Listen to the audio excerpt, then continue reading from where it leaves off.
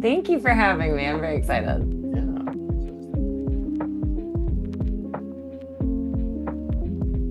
I grew up in Georgia, and I have this memory of, I was in Japanese school until fifth grade, where I was bullied, and then I moved to American public school in the middle of fifth grade, and I always felt like a monster because I was 5'7" in fifth grade. I was Asian in Georgia, and just like giant, and I felt like I always stuck out, and I felt like I was always trying to really make myself invisible.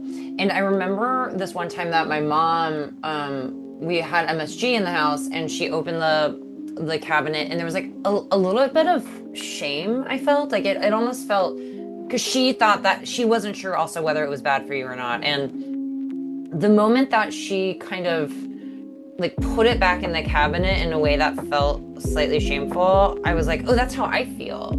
I think subconsciously that's what I thought. And that was a moment that always kind of stuck with me, even as I was hearing about MSG being bad, and then later hearing MSG is not that bad for you. And so then I was like, I need to write a play about this, because my Oji-chan, my mom's dad, actually was a food scientist for Ajinomoto, which is a huge manufacturer and distributor of MSG. And so I was like, I got to write a play about this at some point.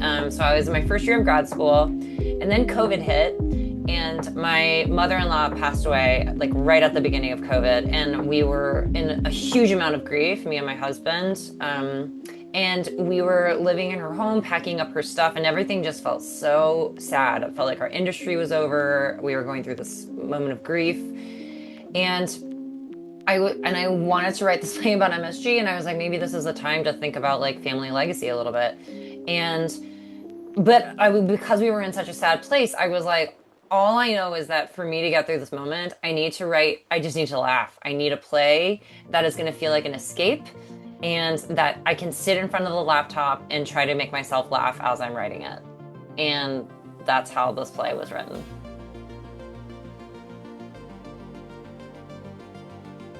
Yeah, I think what's been really cool about the play is that it really is intergenerational.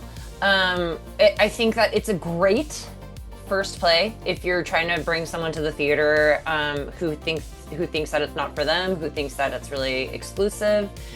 You can bring that person to the theater, and they'll be like, oh, I didn't know theater could be like this. That's actually something that I've heard a lot, is both from people who have never been to the theater before, from old audience members too, and also like super young audience members who are who even love theater but have only ever seen a certain type of theater. It's been one of the most meaningful things, is people coming in and afterwards telling me like, I didn't know that theater could be like this. Separately, I also think that there's a really interesting thing where, we're in a place now where I think like there is a lot less misinformation about MSG, or we like to think that. If you look online, anytime someone mentions MSG, the comments of any recipe or anything are filled with comments of just like, it's bad for you, it makes you sick, blah, blah, blah. So it's been interesting because it feels like we've both like moved past that as a society, and also every time we do the show, I am shocked by the amount of people that are coming in thinking that they're going to watch a play about how MSG is bad. So that's been really surprising.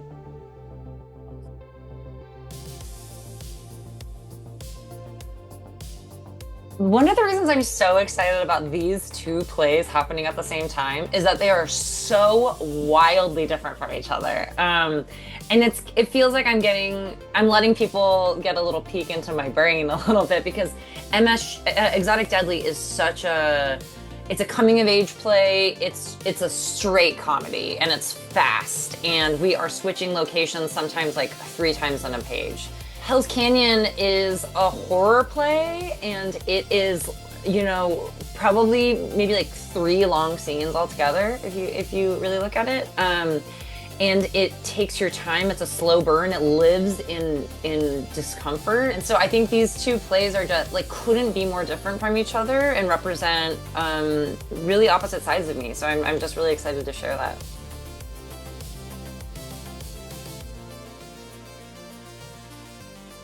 Not to suck up to Seattle, but truly I became a playwright in Seattle, and I wouldn't have been able to write these plays or even think that that's something I could do if it hadn't been for that city. So it always feels really great to come back to Seattle with any of my work.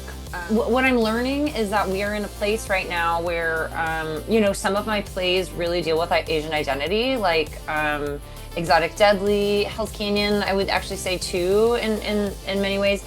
And also, there are all these other plays that have nothing to do with racial identity, like WAD and Cordially Invited. And what I love so much is that I love both types of plays equally, and it's really cool to know that I'm not just some playwright that's checking a box. I feel like people are really reading my work and seeing me as a whole human being rather than I don't know, just associating me with one type of work about like racial trauma or something. And that's been really, really meaningful to me.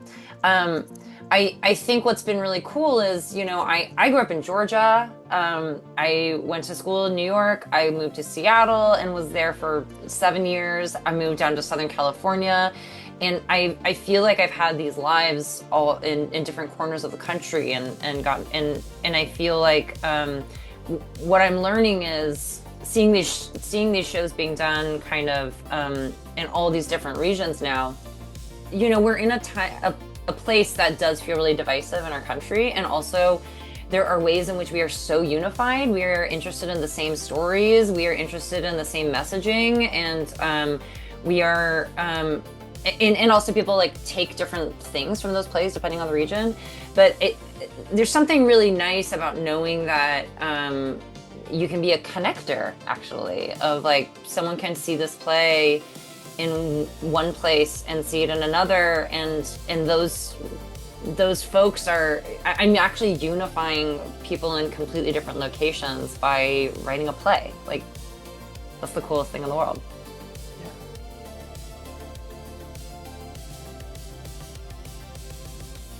Wild, funny, spectacular. Like as in spectacle, you know? I want to say I wanted to be an actor, but I think like the cool version of it would be like, I think there's a version of me that wanted to be like a marine biologist.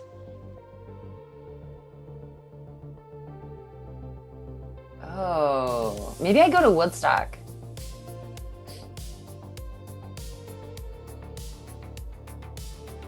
Oh, I'm a classic girl. I love, you know, I just want my white rice with some like sesame seed on it. I want that grilled salmon.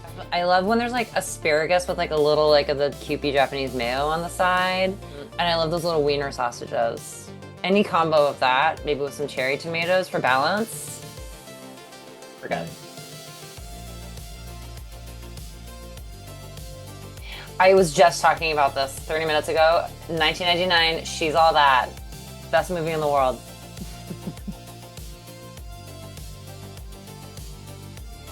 I had a weird celebrity crush. Everybody was into Josh Hartnett, and I was obsessed with Adam Sandler. Posters and everything. Okay, I really love these stinky little things that are called like natto maki, which is basically natto, which has been described as the most foul-smelling food in the world. It's like one of my favorite things to eat. It's why I feel like I'm so healthy. And they dry it out and wrap it in seaweed to make like a little natto maki.